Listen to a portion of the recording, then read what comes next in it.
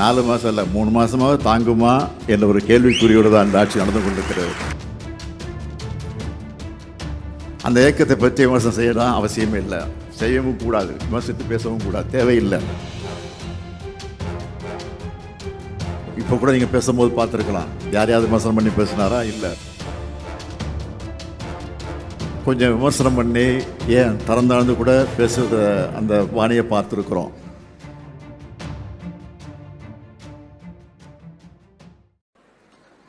அன்புள்ள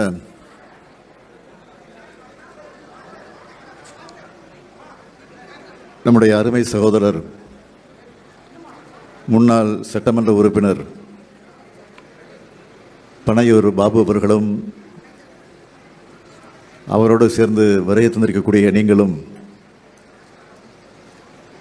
தாய் கழகமாம் திராவிட முன்னேற்ற கழகத்தில் இணைத்துக் கொள்ளக்கூடிய ஒரு சிறப்பான நிகழ்ச்சிகளை கலந்து கொண்டு வரவேற்புரை ஆற்றியிருக்கக்கூடிய காஞ்சிபுரம் தெற்கு மாவட்ட கழகத்துடைய செயலாளர் முன்னாள் சட்டமன்ற உறுப்பினர் சுந்தர் அவர்களே, கழகத்தினுடைய பொருளாளர் நாடாளுமன்ற உறுப்பினர் TR பாலு அவர்களே, கழகத்தின் துணை பொதுச் செயலாளர் என்னுடைய அருமை தங்கை கனிமொழி கருணாநிதி அவர்களே, சட்டமன்ற எதிர்க்கட்சித் தலைவர் கழக இளைஞரணியின் செயலாளர் தம்பி உதயநிதி அவர்களே, திருவண்ணாமலை மாவட்ட கழகத்துடைய செயலாளர் அன்புக்குரிய ஏவா வேலு அவர்களே, சென்னை தெற்கு மாவட்ட கழகத்துடைய செயலாளர் மா சுப்பிரமணியன் அவர்களே, இந்த நிகழ்ச்சியிலே பங்கேற்றிருக்கக்கூடிய முன்னாள் சட்டமன்ற உறுப்பினர் அரவிந்த் ரமேஷ் அவர்களே, மற்றும் வருகை தந்திருக்கக்கூடிய தோழர்களே, அருமை சகோதரர்களே, சகோதரிகளே, உங்கள் அனைவருக்கும் என்னுடைய அன்பான வணக்கம். செய்யூர் சட்டமன்றத்துடைய முன்னாள் உறுப்பினர் நம்முடைய பனையூர் பாபு அவர்களை, அதேபோல் அவரோடு கைகோர்த்து வந்திருக்கக்கூடிய உங்களையும் நான் வருக வருக வருக என்று திராவிட முன்னேற்ற கழகத்தின் சார்பிலே, தலைமை கழகத்தின் சார்பிலே, மாவட்ட கழகத்தின் சார்பில் நம்முடைய சுந்தர் அவர்கள் ஏற்கனவே வரவேற்றிருந்தாலும் தலைவர் என்ற முறையில் நான் தலைமை கழகத்தின் சார்பில் உங்கள் அத்தனை பேரை நான் வருக வருக என்று நான் வரவேற்க கடமைப்பட்டிருக்கிறேன். லட்சக்கணக்கான கழக உடன்பிறப்புகளில் ஒருவராக உங்களை இணைச்சிக்க வந்திருக்கக்கூடிய உங்கள் எல்லோரையும் இந்த இயக்கத்துடைய முதன்மை தொண்டனாக மிகுந்த மகிழ்ச்சியோடு வாஞ்சையோடு வருக வருக என்று நான் வரவேற்கிறேன். பனையூர் பாபு அவர்களை பற்றி நான் இங்கே குறிப்பிட்டு சொல்ல வேண்டும் என்று சொன்னால், கடந்த 5 வருஷமாக நான் சட்டமன்றத்தில் அவரை தொடர்ந்து கூர்ந்து கவனித்ததுண்டு. சட்டமன்றத்துக்கு வருகிற போது அமைதியாக வருவார், அமைதியாக போவார். ஆனால் அதே சமயம் சட்டமன்றத்தில் எழுந்து பேசுகிற போது ஆக்கப்பூர்வமான கருத்துக்களை, தன்னுடைய தொகுதிக்கு சம்பந்தப்பட்டிருக்கக்கூடிய பிரச்சனைகளை அங்கே வலியுறுத்தி பேசக்கூடியவர். ஒரு கொள்கைவாதியாக, ஒரு லட்சியவாதியாக, ஒரு போராளியாக தன்னுடைய கருத்துக்களை முன்வச்சு பேசக்கூடியவர். பொதுவாக சிலர் ஒரு இயக்கத்திலிருந்து வெளியேறுகிற போது, மற்றொரு இயக்கத்தில் போய் சேருகிற போது கொஞ்சம் விமர்சனம் பண்ணி ஏன் திறந்தாழ்ந்து கூட பேசுகிற அந்த வாணியை பார்த்துருக்குறோம். ஆனால் நம்முடைய பனையூர் பாபு அவர்கள் அப்படி அல்ல. அரசியல் மாறுபாடுகளையும் வேறுபாடுகளையும் அடக்கத்தோடு சுட்டிக்காட்டி, ஏற்கனவே ஒரு அறிக்கையாக வெளியிட்ட அந்த செய்தியை நீங்கள் படிச்சிருப்பீங்க, நானும் படித்தேன்.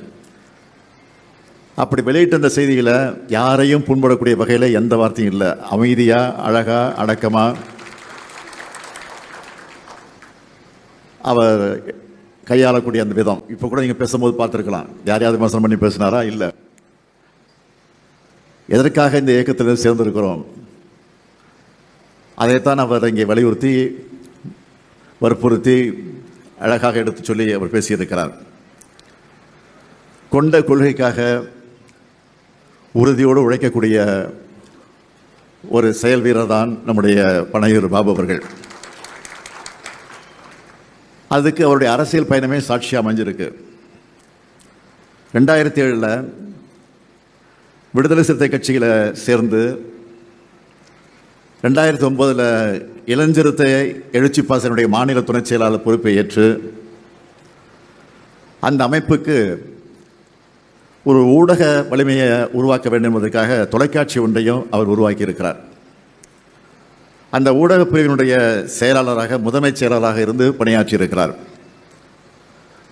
அப்படிப்பட்ட அந்த உழைப்பாளர் தான் 2021 ஆண்டு செய்யூர் தொகுதியினுடைய சட்டமன்ற உறுப்பினராக அவர் உயர்ந்தார். அவரே சொன்னார், சட்டமன்றத்தில் நம்முடைய திராவிட மாடல் அரசின் சார்பில் செஞ்சிருக்கக்கூடிய சாதனைகளை எல்லாம் எடுத்து சொன்னார். சட்டமன்றத்தில் அதற்கான கேள்வி கணைகளை எல்லாம் தொடுத்தார், கோரிக்கைகள் எல்லாம் எடுத்து வைத்தார். தனக்காக அல்ல, தன்னுடைய தொகுதிக்காக, தன்னுடைய தொகுதியில் இருக்கக்கூடிய மக்களுக்காக அவர் அந்த பணியை ஆற்றியிருக்கிறார்.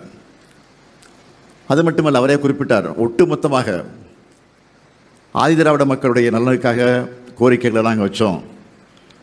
என்னுடைய சார்பில் மட்டுமல்ல, என்னுடைய இயக்கத்தின் சார்பில் கூட நாங்கள் கோரிக்கைகள் வச்சோம். அதையெல்லாம் அவர் ஏற்றுக்கொண்டு அதை நிறைவேற்றி தந்திருக்கிறார் என்பதை பட்டியலிட்டு அவரை குறிப்பிட்டு சொன்னார்.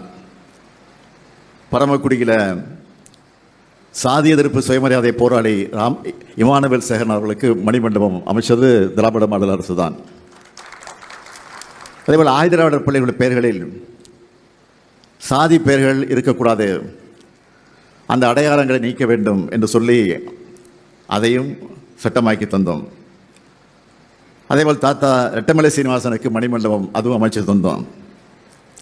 அதேபோல் அருமை பெரியவர் பெருந்தலைவர் இளைய பெருமாள் அவர்களுக்கு சிதம்பரத்தில் 100ஆண்டு நினைவு அரங்கத்தை அமைச்சு கொடுத்தோம். இங்கே நந்தனத்தில் இங்கே பார்த்துக்கிட்டு இருக்கீங்க MC ராஜா மாணவர் விடுதி. அது எப்படி இருந்துச்சு ஒரு காலத்தில், அது இப்போது அண்ணா சாலையில் வருகிற போது MC ராஜா மாணவர் விடுதி என்ற அந்த கட்டிடத்தை பார்க்கிற போது நமக்கே பிரமிப்பாக இருக்கிறது. அதையும் புதுப்பித்து உருவாக்கி தந்திருக்கிறோம். குறிப்பாக நம்ம பனையூர் பாபு அவருடைய செய்யூர் தொகுதிக்கு செய்யப்பட்ட திட்டங்களை பற்றி அவரே சொன்னார். இருந்தாலும் நானும் அதை வழிமொழியை கடமைப்பட்டிருக்கிறேன். செய்யூரில் அரசு கலை மற்றும் அறிவியல் கல்லூரி, புதிய சிப்காட் தொழிற்சாலை, அரசு மருத்துவமனை, 28 நேரடி நெல் கொள்முதல் நிலையங்கள், மீன மக்களுடைய வாழ்வாதாரத்தை பாதுகாக்க வலைப்பெண்ணல் கூடங்கள், கடல் சீற்றத்தால் ஏற்படக்கூடிய கடல் அரிப்பு தடுத்து குடியிருப்புகளை பாதுகாக்க கடலோரங்களை கருங்கல் கொட்டக்கூடிய தடுப்பு சுவர்கள், 10,000 பேருக்கு இலவச வீட்டுமனை பட்டாக்கள், இப்படி பல்வேறு சாதனைகள் செய்யப்பட்டிருக்கிறது என்று சொன்னால் நாங்கள் செஞ்சோன்னா அதுக்கு காரணமாக இருந்தது உங்களுடைய பனையூர் சட்டமன்ற உறுப்பினராக இருந்த பாபு அவர்கள் தான் காரணமாக இருந்திருக்கிறார்.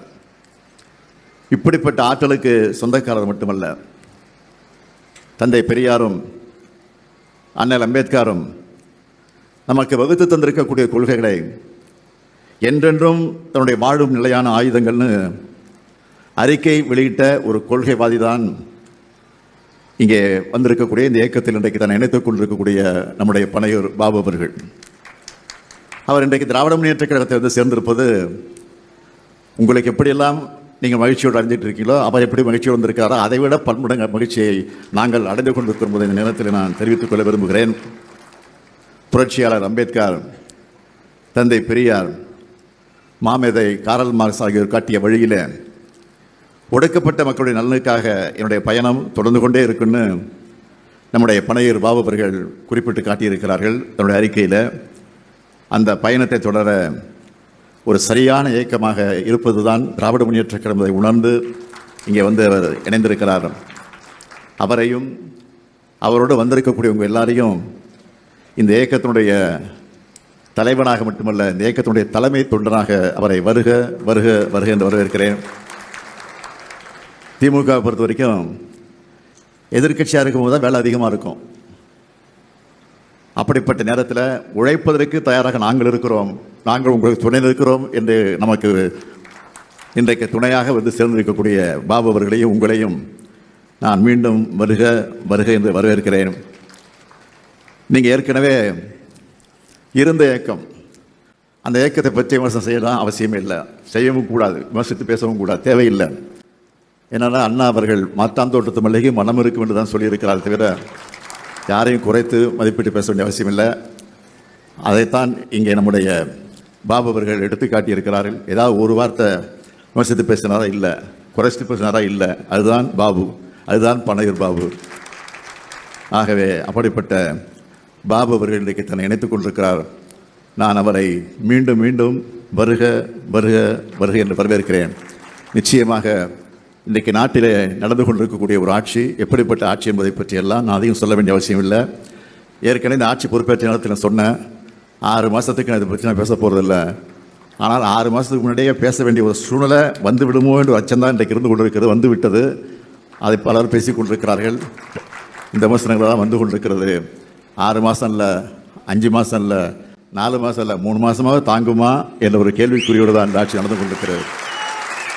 இந்த நிலையில் தான் இன்றைக்கு நீங்களும் வந்து இயக்கத்தில் தங்களை இணைத்துக் கொண்டிருக்கிறீர்கள். ஆகவே கழகம் ஈடுபடக்கூடிய எந்த பணிகளாக இருந்தாலும் அந்த பணிகளுக்கு நீங்களும் ஒத்துழைப்பு தருவதற்காக வந்திருக்கிறீர்கள். உங்களை மீண்டும் மீண்டும் அண்ணா அறிவாலயத்திற்கு வந்திருக்கிறீங்க. அண்ணா அறிவாலயம் மட்டுமல்ல, கலைஞர் அரங்கத்திற்கே வந்திருக்கிறீங்க.